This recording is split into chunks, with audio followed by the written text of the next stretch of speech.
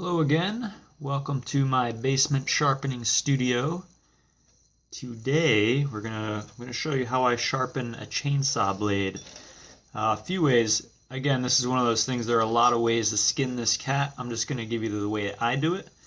As far as the American Edge sharpening service, I can do your chainsaw chain for you, but I'd rather teach you how to do it because for me, I think that this chain should be sharpened, touched up every time you go out. So I wanted to show you how to do that.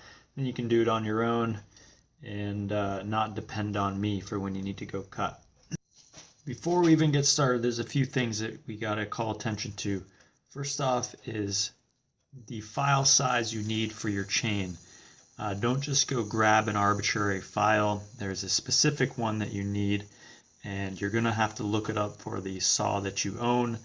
On the bar, and in my case, right back here on the side of the bar, is some information that you can use to research the file size that you need. Depending on what saw you have, that might be located somewhere else, but just know that you need to look at that. So there are a few things I own to sharpen my saw. The first thing I got was this kit from Steel, which is a pretty good thing to take out into the woods with you. It has, I use this as pretty much a touch-up. In case I hit the dirt, I can recover my blade or chain while I'm out there. An extra file, and then sometimes, I'm not sure we'll get into this today, but as each chain bit wears back, sometimes you have to grind down, and I forget what it's called, one of these, but this is a tool to know whether or not you need to do that. This video is not about that stuff, it's more about your routine tune-ups, and first thing we'll show you how this works. Illustrating the use of this tool will help us understand why it's important to use the next tool I'm going to show you. But the way this works is the file, I'll rotate like this, sits in this rig, and then on this side there's some guidance. So this tool will sit on each tooth, and then there's this line on the top is to help you determine what this angle should be.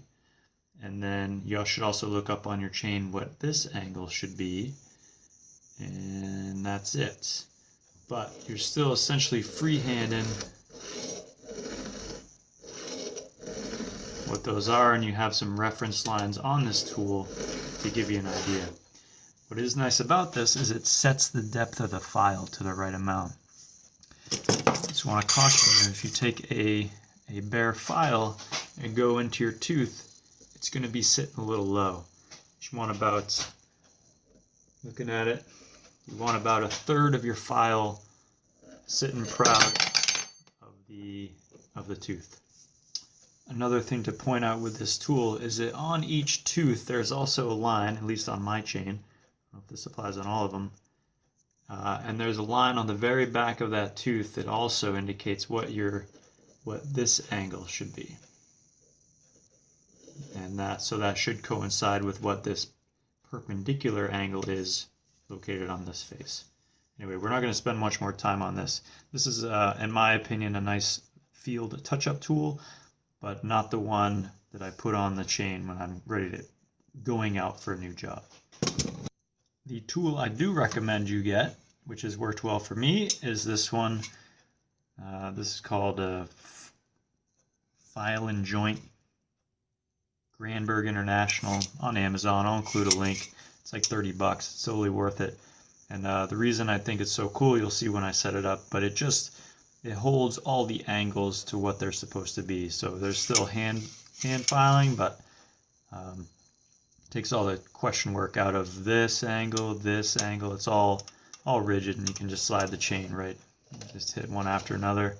I'll show you how to do it, but you got to change one angle here. But anyway, this is the tool. I'll include a link. Here's a little snapshot for you. And I'm going to set this up in 1 second. Before I set up that jig, I just want to point out that I have my chainsaw. Chain is still attached. It's on a bench vise, just clamped onto the bar here. If you don't have a bench vise, you can get by without it, but the bench vise is a very nice addition. Makes it very easy to do this job. So Not critical, but kind of critical. Okay, so finally to the good part. Like, here's the thing I recommend. Here's how I use it. First off, that's fine. Right now I have the file in backwards, meaning so you always push with your file. So I have it in this case backwards. So this would be the push end. So I have it set up so I'll be pulling on. My cut stroke will be a pull right now. And I'll show you why. It's because the way, you know, the teeth alternate. So anyway, find a spot on the bar where I got some room. Try to get you a better angle. I'll show you a few things after, but anyway, so fold this back. What I'm looking at here is there's a guide here. Make sure I'm putting that about mid-level on my chain, and on my side there's a spot that I've just gotten used to. It sits at a certain level below the bar. So once it's in a spot where I think it's all right, and it's not super critical here, like all this is totally adjustable later, but I just pinch it up to the bar right there. So this thing hinges up. There's a little catch right here, but anyway, not grabbing the chain yet. Chain can still go free. And what I do is, conveniently it's right here, there's a spot where there's two teeth facing the same direction. I always start here so that I know when I've hit every tooth on the whole chain.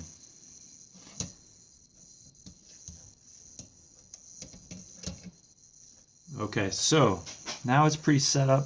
These tabs right here, there's one on this side and one on my side.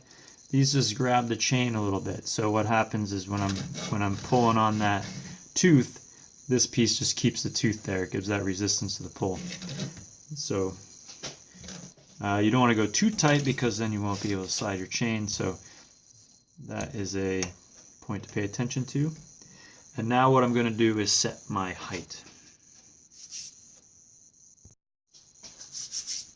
On this tool there's a little knob right here which adjusts the height, and what I'm looking at is right here. I'm watching the file on the tooth, and I want to bring it up a little bit so I have about a third of my file riding high of the tooth. So on the top of the tooth, you know, it's hard to get the best image for you here. But on the top of my tooth, I want about a third of my file above it. I think the biggest thing is once you get it off from sitting on the bottom, you know you're doing all right. So if I go back down, there's a spot there where it bottoms out on that tooth. Like you just make sure you're above that. Don't freak out about it. But that's how you know you're putting the right edge. Like the cutting edge is right on the very top here. And then watch this. So this little thing catches the tooth, so my file is going to move it down a little bit. You'll get the feel for it. Some things we're not ready to sharpen yet. So, but anyway, like you remember I mentioned that little line on the top of each tooth. When you look up your specs for this chain, it should tell you what this angle should be. On my chain it's 30 degrees. My tool is set at 30 degrees. And thankfully, the angle that my file is at matches that line that's scribed on the top of that tooth. So that part is good, something you need to know. That angle is set up here on this device, right there. Try to center that for you. And then there's a wing nut down here which you loosen in order to spin this, and we're gonna have to do that when I go to the next set of teeth. And there's little what's nice about this is it grabs at each 5-degree increment, so you know when you're on it. Okay, hopefully this is making sense. Seems like there might be a lot to it, but really once you get it there isn't. Maybe once we sharpen a little bit it'll make sense, if it isn't already. Okay, and lastly, what I have not shown you, which isn't a problem for me, is that there is another indicator right here, meaning you can, again, a wing nut behind it, and you can rotate the up and down, I'm not sure what they call it in this orientation, but some chains require to file down on the tooth. Mine does not. This tool allows you to do that if yours does. So mine's just set at 0. So here's my two teeth going the same direction. They're on the different orientation. I've set my height. I've set this angle. I know that this angle is 0, and that's always like that. I've tightened my piece onto my bar, and I've kind of tightened up these two bolts here to keep my chain. This is all adjustable as you sharpen. I always pull on this. Oh, the other thing. There's so much. That's what's so cool about this little $30 tool. There's so much going on. The other thing is there's a little stop here. Oh, look out, camera. Okay, so right here, it's kind of hard to see, and I'll be honest with you, I don't really use it, but if you are anal and you want each of your tooth length to be the same, like these are going to get shorter over time after you do a bunch of cutting and sharpening, but if you really want those all the same length, there's a little stop right here, and you can spin this baby out or in or whatever you need, and that way this tool will always go to the same cutting depth. I'm not super concerned about it, but if you are, you know it's available. Holy smokes, are we ready to sharpen this thing or what? Okay, so remember, I got my file turned around here, so this is going to be cutting on a pull stroke, but I got it in it. That's it, man. Okay, so what are you looking for? Okay, so as you're sharpening, what you're looking for on this leading edge of each tooth, there's going to be these little bright spots, and hopefully it's not too banged up already on you. I'm just cleaning it off a little bit, and you'll get the feel for it, but if you see a little bright spot, you take it off. Like, take a few strokes. Once all the bright spots go away, you're done on that tooth. Move on to the next one. And that's something you'll just get the feel for it over time. You'll understand what I'm looking for once you see it. It's hard to show on this camera, but when you're looking at your own chain, it'll make sense. Okay, finally. Up a little bit. You see a little bright spot on the tip.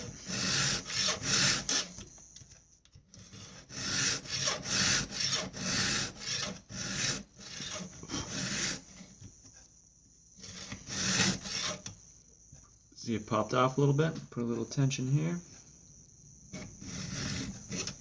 And actually, this is good. So I'm riding a little low on that chain, so I'm going to just loosen this up here.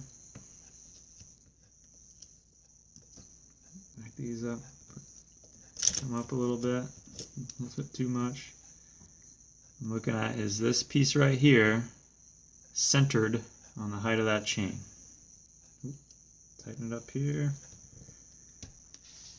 Tighten these up a little bit. Alright, now that I changed that, I'm going to need to change the depth of my file.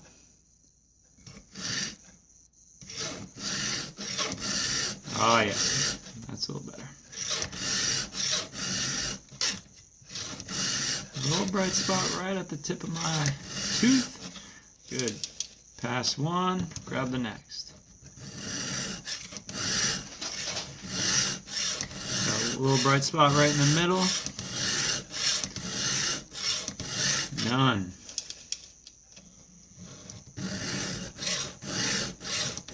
A little bright spot right at the back, the trailing edge of that cutting tooth.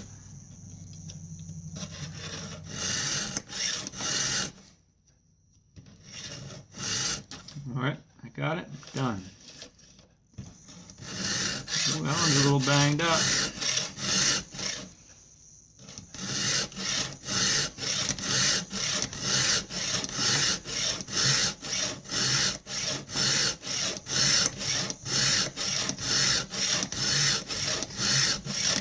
You do this a few times, you learn not to put your chain in the dirt.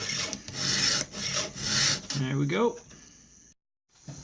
before we dive back into it, we haven't really talked about why it's so important to keep your chain sharp.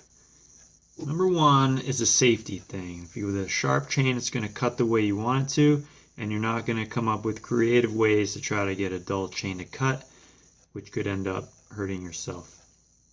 Number two is safety of the, safety, we already did that one. Number two is for your saw.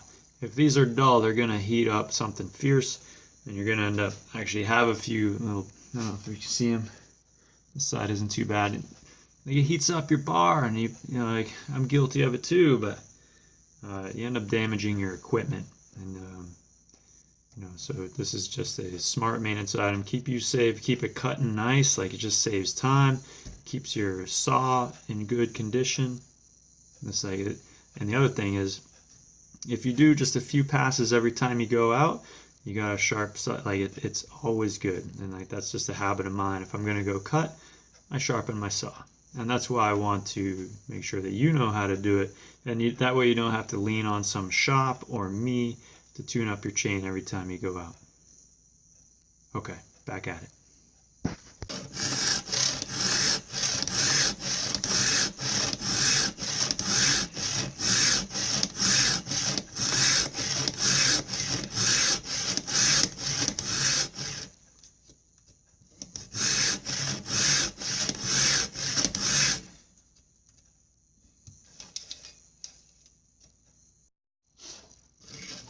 So if you don't know what you're looking for, those bright spots might not jump right out at you right away. So I just took a before and after shot on one tooth. Hopefully that helps illustrate it. Still just marching down along the way. I did a few. I think there's value, even though this is a little monotonous. If it's something you're trying to do, you pick up little tricks just by watching.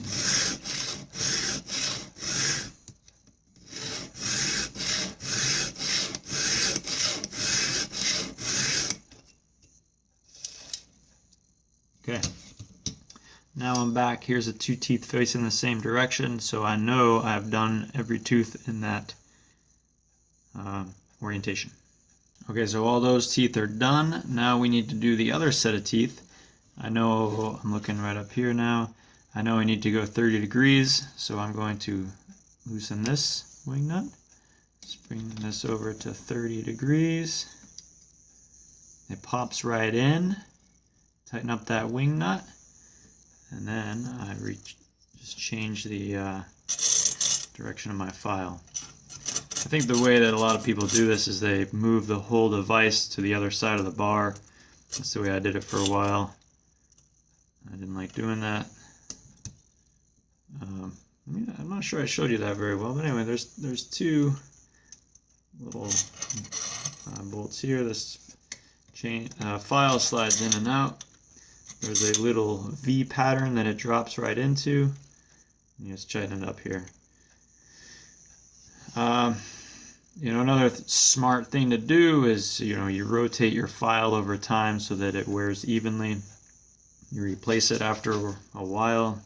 They last for a long time, but anyway, so now I'm going to do the first of the two teeth facing the same direction. Check my height again, need to come up a little bit.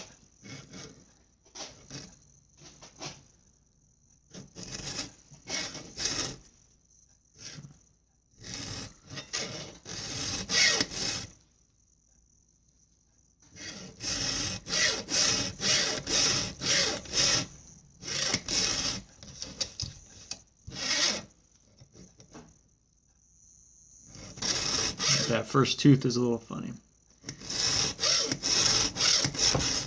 And now I'm just tightening this side up to keep that chain up against it. Keep it up against the chain.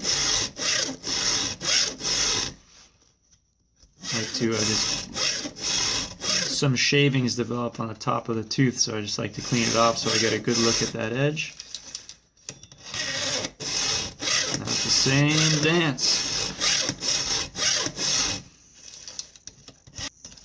Hopefully you're getting the picture here. Like this, all these angles are exactly what they need to be. Like, that's the value in this little tool.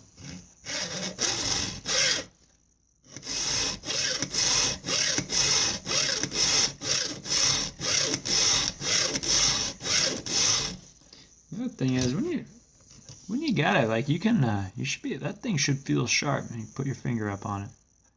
There should be no question that that'll bite when you put it in some wood.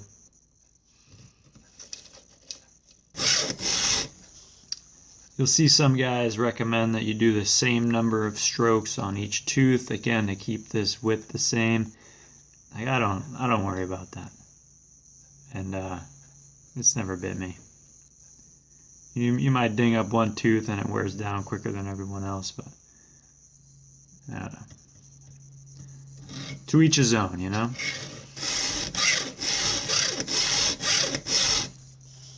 With that, though, if you do have a beat up chain, which some of us do by making some mistakes over time, that's a good chain to hold on to. You might make a nice stump chain or something if you, like one time I hit an insulator. There was an insulator buried from it was a fence line in a tree, and the tree grew around it.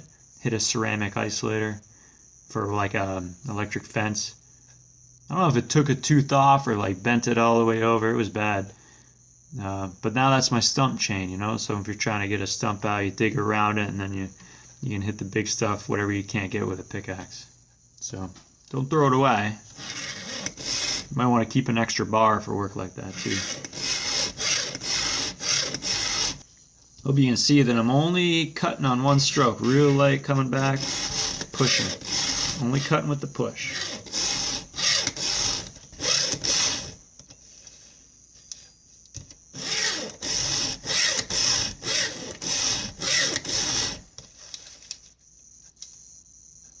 Got it. I was gonna say that one looked pretty good, but it's because I'd already done it. Okay, so that's it. That's my tutorial on using this device, which I believe gives you a great chain for keeping up with it all the time. We hit a few other things, but like that's pretty much it. I hope you found this valuable, and if you want to get more into it, get in touch with me, swing on by, and we'll sharpen it up. And I would say just go out and grab one of these, spend a few bucks, put it on your chain a few times, and you'll figure it out. Come back, watch this, pick up a few extra tips in case you missed something the first time around. And you'll feel real good. Like there's really not much better than cutting with a nice chain when you're out in the woods, pulling those big chips out. So good luck. Don't hurt yourself. Thank you. I didn't talk much about maintenance of this piece. There isn't much, but this is a like a bearing surface.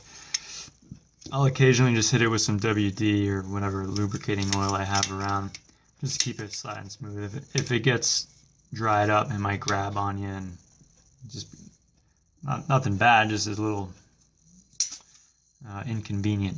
But anyway, just hit that a couple times and you'll be good to go. Replace your file periodically. Just keep an eye on it. Do yourself make it a Christmas present to yourself or something. And other than that, I've had this for, I don't know, at least a few years. I don't do a tremendous amount of cutting, but I expect this to last. There's nothing that indicates this won't last for a very long time.